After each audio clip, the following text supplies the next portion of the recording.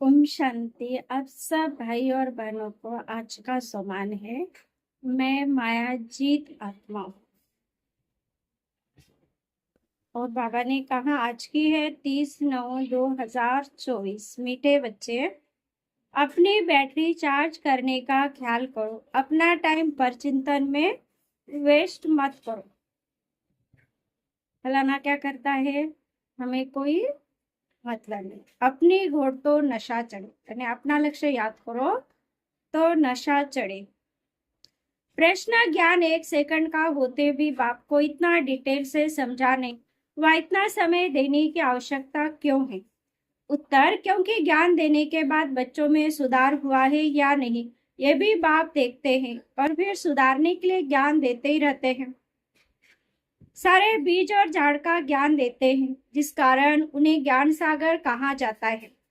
अगर 1 सेकंड का मंत्र देकर चले जाए तो ज्ञान सागर का टाइटल भी न मिले।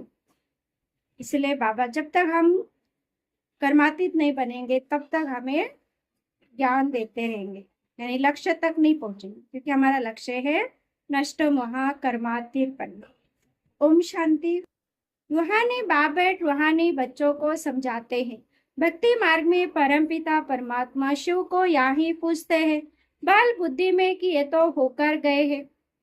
जहाँ पर लिंग रखते हैं तो उनकी पूजा करते हैं। ये तो समझते हैं शिव परम धाम में रहने वाला है। परम धाम यानी ऊपर होकर गए हैं, इसलिए उनका यादगार बनाकर पूछते हैं। जिस समय याद किया जाता है तो बुद्धि में जरूर आता है कि निराकार है, जो परम धाम में रहने वाला है, उनको शिव कह पूछते हैं। मंदिर में जाकर माथा टेकते हैं, उन पर दूध फल जल आदि चढ़ाते हैं, परंतु वह तो जड़ है, जड़ की भक्ति करते हैं। अभी तुम जानते वह चैतन्य है, उनका निवास स्थान परम धाम में है। वो लोग जब पूजा करते हैं तो बुद्धि में रहता है कि परम धाम निवासी है होकर गए, तब यह चित्र बनाए गए हैं जिसकी पूजा की जाती है। वह चित्र कोई शिव नहीं है, उनकी प्रतिमा है। वैसे देवताओं को भी पूछते हैं, जड़ चित्र है, चैतन्य नहीं। परंतु वह चैतन्य जो थे वह कहाँ गए ये नहीं समझते। जरूर पुनर्जन्म ले नीचे आए होंगे। अभी तुम बच्चों को ज्ञान मिल रहा है, समझते हो जो भी पूज्य देवता थे वह पुनर्जन्म लेते आए हैं। आत्मा वही है, आत्मा का नाम नहीं बदलता, बाकी शरीर का नाम बदलता है। वह आत्मा कोई ना कोई शरीर में है, पुनर्जन्म तो लेना ही है। तुम पूछ पूजते हो उनको जो पहले पहले शरीर वाले थे। लक्ष्मी सतयुगी लक्ष्मी नारायण को पूछते हो, क्योंकि वह पूज्य पवित्र है। इस समय तुम्हारा ख्याल चलता है जो नॉलेज बाप देते हैं। तुम समझते जिस चित्र की पूजा करते हो पहले नंबर वाला है। ये लक्ष्मी नारायण चैतन्य थे, यही भारत में थे, अभी नहीं। मनुष्य ये नहीं समझते कि वह पुनर्जन्म लेते लेते भिन्न नाम रूप लेते 84 जन्म का पाठ बजाते रहते हैं। ये किसके ख्याल में भी नहीं आता। सतयुग में थे तो जरूर, परंतु अब नहीं है, ये भी किसको समझ नहीं आती। अभी तुम जानते हैं ड्रामा के प्लान अनुसार फिर चैतन्य में आएंगे जरूर। मनुष्य की बुद्धि में ख्याल ही नहीं आता, बाकी इतना जरूर समझते हैं कि ये थे, अब इनके जड़ चित्र हैं। परंतु वह चैतन्य कहाँ चले गए ये किसको बुद्धि में नहीं आता।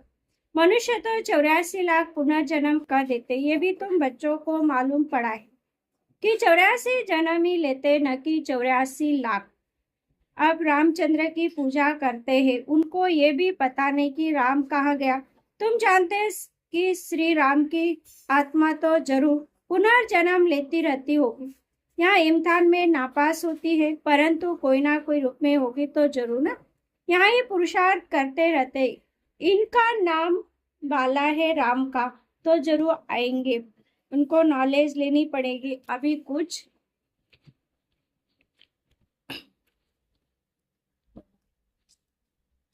कुछ मालूम नहीं पड़ता है तो उस बात को छोड़ देना पड़ता है। इन बातों में जाने से भी टाइम वेस्ट होता रहता है। इसमें तो क्यों ना अपना टाइम सफल करे, अपनी उन्नति के लिए बैटरी चार्ज करे, यानी बाबा को याद करे।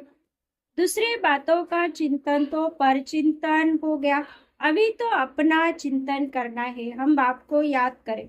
वह भी जरूर पढ़ते होंगे, अपनी बैटरी चार्ज करते होंगे, परंतु तुमको अपनी करनी है। कहा जाता है अपनी घोड़ तो नशा चढ़े। बाप ने कहा जब तुम सतो प्रधान थे तो तुम्हारा बहुत ऊंच पद था।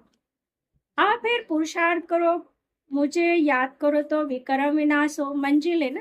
ये चिंतन करते करते सतो प्रधान बनेंगे। नारायण का भी सिमरन करने से हम नारायण बनेंगे। अंत काल में जो नारायण सिमरे वही जन्म मिले। तुमको बाप को याद करना है जिससे पाप कटे, फिर नारायण बने। ये नर से नारायण बनने का हाईएस्ट युक्ति है। एक नारायण तो नहीं बनेंगे ना, ये तो सारी डिनाइस्टी बनती है, राजधानी बनती। बाप हाईएस्ट पुरुषार्थ कराएंगे। यह है ही राज्यों की नॉलेज। सो भी पूरे विश्व का मालिक बनना। जितना पुरुषार्थ करेंगे उतना जरूर फायदा है। एक तो अपने को आत्मा जरूर निश्चय करो। कोई लिखते भी ऐसे है, फलानी आत्मा आपको याद करती है। आत्मा शरीर के द्वारा लिखते, आत्मा का कनेक्शन है शिव बाबा के साथ। मैं आत्मा फलाने शरीर के नाम रूप वाली हूँ, ये तो जरूर बताना पड़े ना, क्योंकि आत्मा के शरीर पर भिन्न भिन्न नाम पड़ते हैं। मैं आत्मा आपका बच्चा हूँ, मुझ आत्मा के शरीर का नाम फलाना है। आत्मा का नाम तो कभी बदलता नहीं। मैं आत्मा फलाने शरीर वाली हूँ, शरीर का नाम तो जरूर चाहिए, नहीं तो कारोबार चल ना सके। यहाँ बाप कहते हैं मैं भी इस ब्रह्मा के तन में आता हूँ टेम्परी। इनके आत्मा को भी समझाते हैं मैं इस शरीर से तुमको पढ़ाने आया हूँ। ये मेरा शरीर नहीं, मैंने इनमें प्रवेश किया है, फिर चले जाएंगे अपने धाम। मैं आया हूँ तुम बच्चों को ये मंत्र देने। ऐसे नहीं कि मंत्र देकर चला जाता हूँ, नहीं, बच्चों को देखना भी पड़ता है कि कहाँ तक सुधार हुआ है, फिर सुधारने की शिक्षा देते रहते। सेकंड का ज्ञान देकर चले जाए तो फिर ज्ञान सागर भी न कहा जाए। कितना समय हुआ है, तुम तो समझाते रहते। झाड़ की भक्ति मारा की सब बातें समझने की डिटेल में समझाते। होलसेल माना मन बनावो, परंतु ऐसा कहकर चले तो नहीं जाएंगे, पालना देख रेख भी करनी पड़े। कई बच्चे बाप को याद करते करते फिर गुम हो जाते। फलानी आत्मा जिसका नाम फलाना था बहुत अच्छा पढ़ता था, स्मृति तो आएंगे ना। पुराने बच्चे कितने अच्छे थे, उनको माया ने हक कर लिया। शुरू में कितने आए, फट से आकर बाप की गोद ली, भट्टी बनी। इसमें सबने अपना भाग्य आजमाया। फिर भाग्य आजमाते आजमाते माया ने एकदम उड़ा दिया, ठहर न सके। फिर 5000 वर्ष के बाद ऐसे ही होगा। कितने चले गए, आधा झाड़ तो जरूर गया, भर झाड़ वृद्धि को पाया, परंतु पुराने चले गए। समझ सकते उनसे कुछ फिर आएंगे जरूर पढ़ने। बहरहाल स्मृति आएंगी तो हम बाप से पढ़ते थे और सब अभी तक पढ़ते रहते। हमने हार खा ली, फिर मैदान में आएंगे, बाबा आने देंगे, फिर भी बल आकर पुरुषार्थ करे, कुछ ना कुछ अच्छा पद मिल जाएगा। बाप स्मृति दिलाते, मीठी मीठी बच्चे मामे कम याद करो तो पाप कट जाएंगे। अब ऐसे याद करते हो, क्या वह समझते हो कि बाबा परम धाम में नहीं? बाबा तो यहाँ रथ में बैठे हैं, इस रथ का सबको मालूम पड़ता जाता है। यह है भाग्यशाली रथ, इनमें आया हुआ है। भक्ति मार्ग में थे तो उनको परम धाम में याद करते थे, परंतु नहीं जानते थे कि याद से क्या होगा। अभी तुम बच्चों को बाप खुद इस रथ में बैठ श्रीमत देते हैं, इसलिए तुम बच्चे समझते बाबा यहाँ इस मृत्यु लोक में पुरुषोत्तम संगम युग पर है। तुम जानते हमको ब्रह्मा को याद नहीं करना है। बाप कहते हैं मामे कम याद करो, मैं इस रथ में रहकर तुमको नॉलेज दे रहा हूँ, अपनी भी पहचान देता हूँ, मैं यहाँ हूँ। आगे तो तुम समझते थे परम धाम में रहने वाला होकर गया है, परंतु कब ये पता नहीं था। होकर तो सब गए ना, यानी देवी देवता भी होकर गए। जिनके भी चित्र है अभी वह कहाँ है ये किसको पता नहीं। जो जाते हैं वह फिर अपने समय पर आते हैं। बिना बिना पाठ बजाते रहते, स्वर्ग में तो कोई जाते नहीं। बाप ने समझाया स्वर्ग में जाने के लिए तो पुरुषार्थ करना होता है, और पुरानी दुनिया का अंत नई दुनिया की आदि चाहिए, जिसको पुरुषोत्तम संगम युग कहा जाता है। ये ज्ञान अभी तुमको है। मनुष्य कुछ नहीं जानते, समझते भी है। शरीर जल जाता है, बाकी आत्मा चली जाती है। अब कलयुग है तो जरूर जन्म कलयुग में ही लेंगे। सतयुग में थे तो जन्म भी सतयुग में लेते थे। ये भी जानते आत्मा का सारा स्टॉक निराकारी दुनिया में होता है। ये तो बुद्धि में बैठा है ना, फिर वहां से आते हैं, यहाँ शरीर धारण कर जीव आत्मा बन जाते हैं। सबको यहाँ आकर जीव आत्मा बनना है, फिर नंबरवार वापिस जाना है। सबको तो नहीं ले जाएंगे, नहीं तो प्रलय हो जाए, दिखाते कि प्रलय हो गई, रिजल्ट कुछ नहीं दिखाते। तुम तो जाते हो, ये दुनिया अभी खाली नहीं हो सकती। गाय ने राम गयो रावण गयो, जिनका बहु परिवार है। सारी दुनिया में रावण संप्रदाय है ना, राम संप्रदाय तो बहुत थोड़ी है। राम के संप्रदाय सती त्रेता में बहुत फर्क रहता है। बाद में फिर और टाल टालियां निकलती है, यानी और धर्म निकलते। अभी तुमने बीज और झाड़ को भी जाना है। अब एक ही बात अगर होती तो फिर कुछ शास्त्र आदि भी बन न सके। झाड़ की डिटेल भी समझाते रहते। मूल बात नंबर 1 सब्जेक्ट है, बाप को याद करना, इसी में मेहनत है, इस पर ही सारा मदार है। बाकी झाड़ को तो तुम जान गए हो। दुनिया में इन बातों को कोई भी नहीं जानते। तुम सब धर्म वालों की तिथि तारीख आदि सब बताते हो, आधा कल्प में सब आ जाते। बाकी सूर्यवंशी और चंद्रवंशी, इनके लिए बहुत युग तो नहीं होंगे ना, है ही 2 युग। वहाँ मनुष्य भी थोड़े हैं, 84 लाख जन्म तो हो भी न सके। मनुष्य समझ से बाहर हो जाते, इसलिए फिर बाप आकर समझ देते हैं। बाप जो रचेता वही रचता, रचना के आदि मध्य अंत की नॉलेज बढ़ देते। भारतवासी बिल्कुल कुछ नहीं जानते, बस सबको पूछते रहते हैं।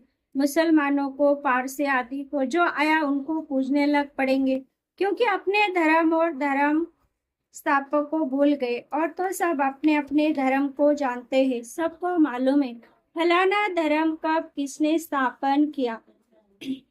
बाकी सत्य त्रेता की जागृति का किसको भी पता नहीं। चित्र भी देखते हैं, शिव बाबा का ये रूप है, वही उनसे उंच बाप है, तो याद भी उनको करना है। यहाँ फिर सबसे जास्ती पूजा करते श्री कृष्ण की, क्योंकि नेक्स्ट में है ना, प्यार भी उनको करते हैं। तो गीता का भगवान भी उनको समझ लिया। सुनाने वाला चाहे तब तो उनसे वर्षा मिले। बाप ही सुनाते हैं नई दुनिया की स्थापना और पुरानी दुनिया का विनाश कराने वाला और कोई हो न सके सिवाय एक बाप के। ब्रह्मा द्वारा स्थापना, शंकर द्वारा विनाश, विष्णु द्वारा पालना, ये भी लिखते हैं। यहाँ के लिए है, परंतु समझ कुछ भी नहीं।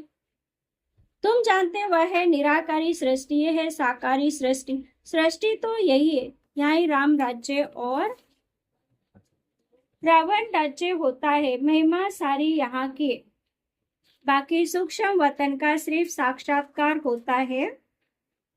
मूल वतन में तो आत्माएं रहती है, फिर यहाँ आकर पाठ बजाती है। बाकी सूक्ष्म वतन में क्या है, ये चित्र बना दिया है, जिस पर बाप समझाते हैं।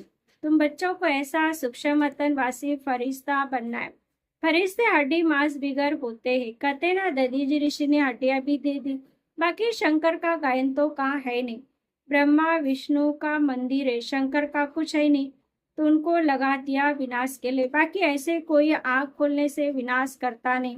देवता फिर हिंसा का काम कैसे करे, न वह करते हैं, न शुभावा ऐसा डायरेक्शन देते हैं। डायरेक्शन देने वाले पर भी आ जाता है ना, करने वाला ही फंस जाता है। तो शिव शंकर को इकट्ठा कर देते।